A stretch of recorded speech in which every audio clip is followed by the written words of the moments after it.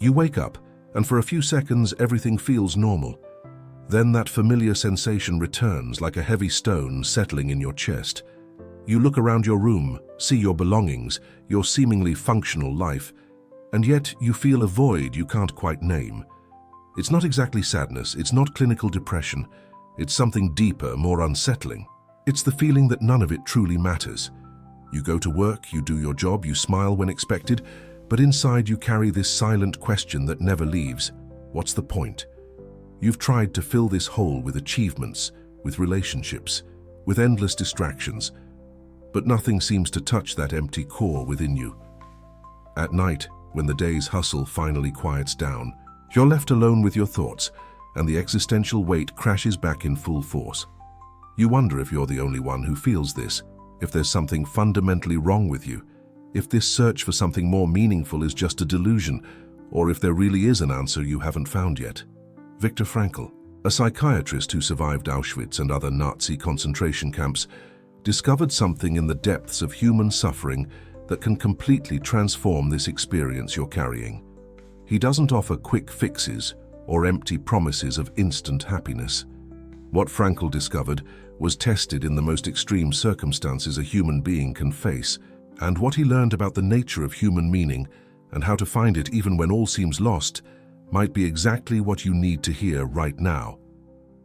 Today, we're going to explore why the modern world seems to be conspiring to destroy your sense of purpose, and how Frankl's central discovery can become your shield against this inner emptiness. When Frankl was deported to Auschwitz in 1942, he carried with him the manuscript for a book he'd written, his life's work up to that point. During the first selection at the camp, everything was taken from him, including that manuscript. In a matter of minutes, his professional identity, his years of work, everything he had built was reduced to ashes. He was stripped bare, divested not just of clothes, but of everything that constituted his former life. In that devastating moment, Frankl could have succumbed to utter despair. After all, if your entire life were destroyed in minutes, if you saw people being murdered around you daily, if you woke up each morning unsure if you'd survive to see the night, what meaning could possibly exist? And it was precisely in that abyss of suffering that Frankl made a discovery that would change not only his own survival, but the understanding of human psychology forever.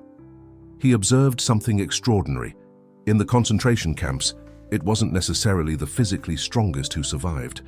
There were burly men who crumbled within days, and there were seemingly frail men who endured month after month.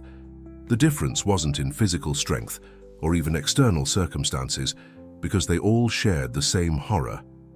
The difference lay in something internal, something Frankl began to identify as the presence or absence of meaning. Those who had something to live for, some reason that transcended their immediate circumstances, were able to bear the unbearable. One prisoner survived because he wanted to reunite with his children. Another endured because he had an unfinished work that only he could complete. Still another found meaning in helping fellow prisoners, even as he himself was starving. Frankl realized that when a human being has a strong enough why to live, he can bear almost any how. This understanding wasn't abstract theory. It was direct observation of human nature under its most extreme test. But here's what makes Frankl's discovery so radically different from anything that came before in psychology. Freud had argued that humans are fundamentally motivated by the pursuit of pleasure, by the pleasure principle. Adler proposed that we are motivated by the will to power, the need to overcome feelings of inferiority and dominate our environment. Frankl observed something entirely different in the concentration camps. Humans are not primarily motivated by the pursuit of pleasure or power, but by the search for meaning. In fact, we are often willing to forgo both pleasure and power if it serves a greater purpose we perceive as meaningful. Think about it. In the camps, there was no pleasure to be had. There was no power the prisoners could wield. All of that had been destroyed, and yet, some found reasons to go on. Frankl saw that the most fundamental human motivation isn't to avoid pain or seek pleasure, but to find meaning. When we have meaning, we can endure even the most intense pain.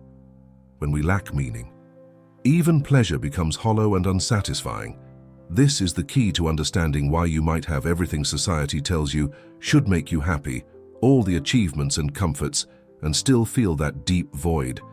It's not because you're ungrateful or flawed. It's because you're starving for meaning in a world that offers only pleasure and power as solutions. Frankl called this contemporary phenomenon existential emptiness, and he argued it has become the mass neurosis of our age. People come to therapy not because they have unresolved Freudian complexes, but because their lives lack meaning. They suffer from what Frankl called logogenic neuroses, illnesses of the noetic or spiritual dimension of human existence, not traditional psychological or physical problems. And now I need to pause and really talk to you. I know many of you watching this video carry this weight in silence. You look around and see other people seemingly content with their ordinary lives, and you wonder why you can't just accept what is, why you need this constant quest for something deeper. So tell me here in the comments, have you ever felt that your life, even when it looks good on the outside, lacks something essential that would make it all make sense? If so, just write, "I feel this meaninglessness." You don't need to elaborate if you don't want to. And know that by sharing this, you're doing something brave. You're breaking the silence around this experience that so many carry alone. When you write that in the comments, you validate not only your own experience, but show dozens of others that they aren't alone in this search. Often, the first step to finding meaning is honestly acknowledging that it's missing. Let's build a community here where we can be authentic about this pursuit. Drop a comment below, and then we'll keep exploring how Frankl proposed we can genuinely fill this void. So how do we find this meaning Frankl identified as so crucial? This is where his thinking becomes truly practical and transformative. Frankl identified three main avenues through which we can discover meaning in our lives. The first avenue is through creating something or accomplishing a deed, through creative work or the fulfillment of tasks. This doesn't necessarily mean grand world-renowned achievements. It means engaging in an activity that contributes something valuable to the world, whether it's creating art, building something useful, solving problems, or helping others through your work. The meaning comes not from external recognition, but from the very act of bringing something new into the world or improving something that exists. The second avenue is through experiencing something or encountering someone, through love, the appreciation of beauty, genuine connection with another human being. Frankl observed that in the darkest moments of the concentration camp, some prisoners found meaning simply by contemplating the beauty of a sunset seen through the barbed wire fences, or by keeping alive in their minds the image of a loved one. Love, he realized, is a way of understanding the unique essence of another human being, and this understanding can provide profound meaning even when the loved one is absent or has passed away. The third avenue, and perhaps the most profound, is through the attitude we adopt in the face of unavoidable suffering. When we cannot change a situation, when we are faced with a fate we did not choose, we still retain the freedom to choose our attitude toward it. Frankl saw men in the camps who, even after losing everything, maintained their dignity, helped others, refused to become brutal. They transformed their personal tragedy into human triumph through the attitude they chose. This third avenue is crucial for understanding why the world can't break you if you find meaning through it. Suffering itself has no meaning, Frankl made clear. Unnecessary suffering should be removed whenever possible. But there is unavoidable suffering, aspects of our lives and the world that we cannot change. A terminal medical diagnosis, the loss of a loved one, injustices we cannot correct on our own, limitations we are born with or develop. In these cases, Frankl argued that our last human freedom, the one that no one can take away, is to choose how we will respond. We can become bitter, resentful, broken, or we can grow through suffering, finding in it an opportunity to demonstrate the highest human capacities of courage, love, dignity. He quoted Dostoevsky, "There is only one thing that I fear, not being worthy of my suffering." When we transform our personal suffering into human accomplishment through the attitude we choose, we find meaning even in what seems most meaningless. This is a radically empowering idea because it means that no matter what the world does to you, regardless of external circumstances, you always retain this inner arena of freedom where you can choose who you will become in response. The world can take everything from you. It can put you in the worst imaginable circumstances, but it cannot choose your attitude for you. That choice remains irrevocably yours. But Frankl went beyond merely identifying these avenues to meaning. He developed specific therapeutic techniques based on his understanding of the human search for meaning. Two of these techniques are particularly powerful: paradoxical intention and deflection. Paradoxical intention involves ceasing to fight against something that afflicts you, and instead, intentionally wishing for, or even exaggerating it.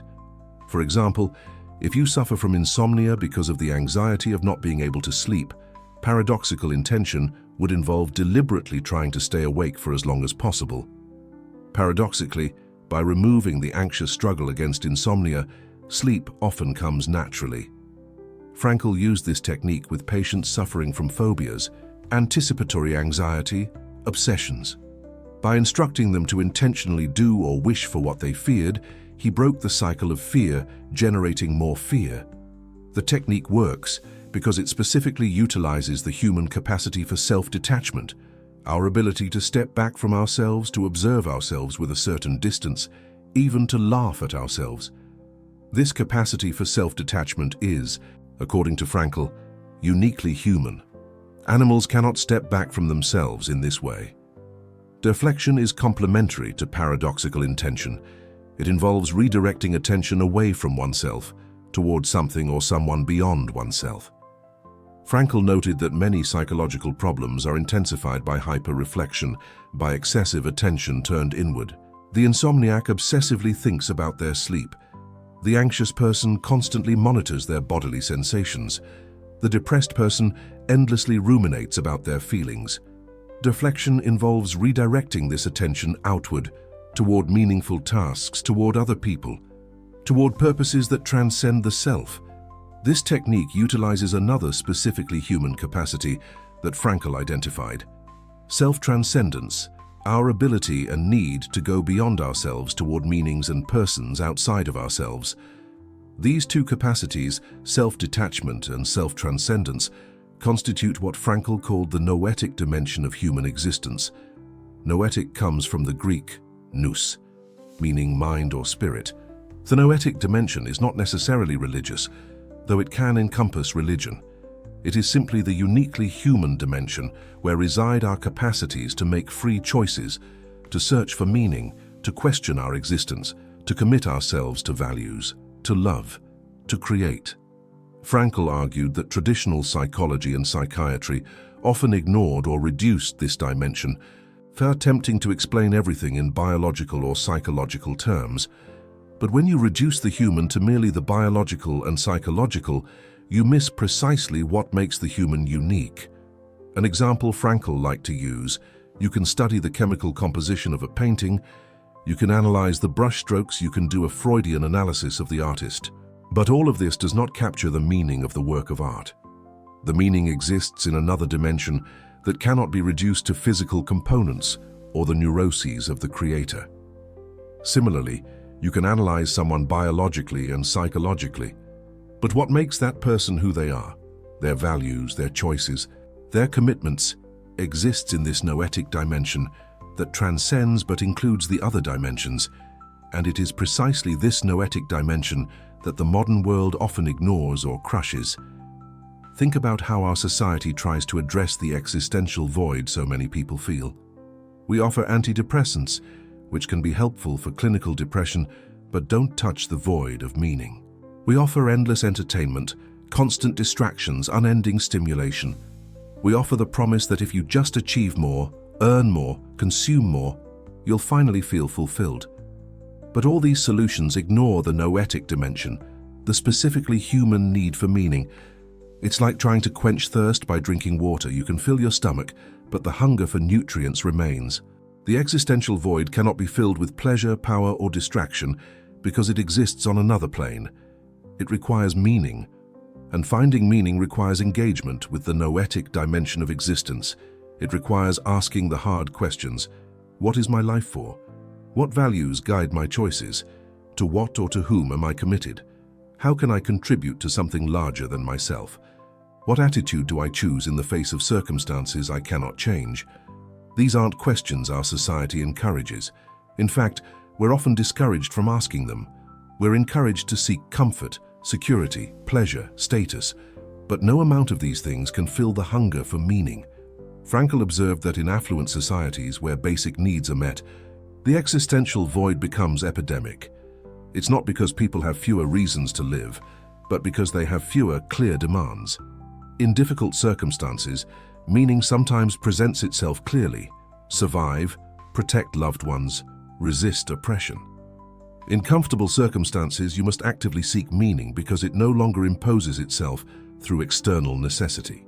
If these ideas are resonating with something deep within you, if you feel you've finally found someone who understands this quest you carry, hit that like button so more people can discover these transformative ideas from Frankl. And if you want to keep exploring the deeper dimension of human existence, if you need a space where you can question, seek, and grow without judgment, subscribe to this channel.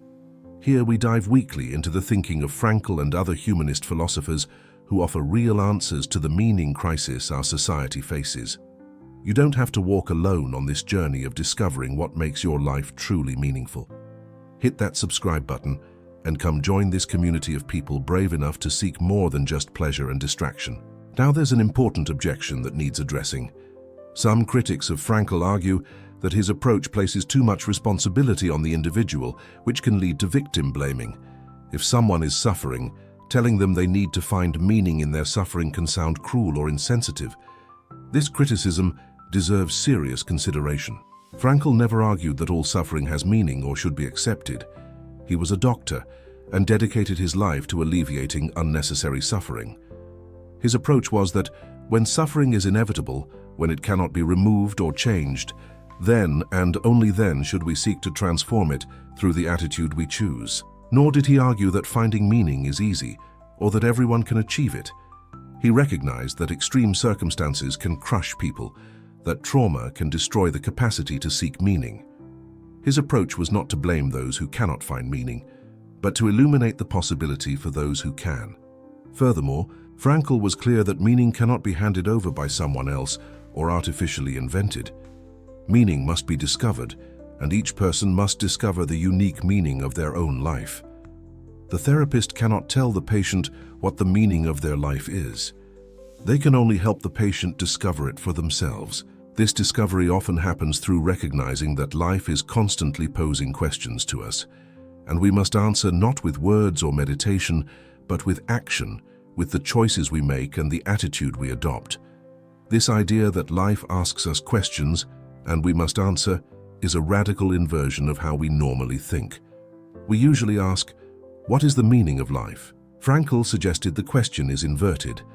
It's not we who should ask about the meaning of life. It's life that asks us, and we must answer by being responsible. The German word for responsibility, Verantwortlichkeit, contains the root Antwort, which means answer. To be responsible is to be capable of answering, and life poses specific questions to us in each situation. There isn't one universal answer. The meaning of one person's life isn't the same as another's. The meaning of your life today isn't necessarily the same as it will be tomorrow. Meaning changes because circumstances change, because you change. What remains constant is the need to respond authentically to the unique demands of each situation. How do you know what the demand of a situation is? Frankl suggested you can discover this through awareness, through careful attention to what is being asked of you. Sometimes it's obvious. Someone needs help, and you can help. Sometimes it's more subtle, an opportunity to create something, to learn something, to grow through a challenge. And sometimes the demand is simply to bear what cannot be changed with dignity and courage. This approach makes every moment potentially meaningful because every moment brings its own unique question, its own opportunity to respond. You're not waiting for some grand purpose to appear in the future.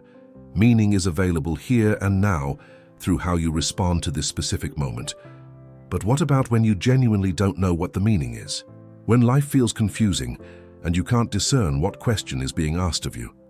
Frankl acknowledged that this happens often. His answer was that even uncertainty about meaning can be born if you remain open to the possibility. He quoted Rilke, who wrote, "Be patient with everything that has not been resolved in your heart. Try to love the questions themselves, as if they were locked rooms or books written in a foreign language.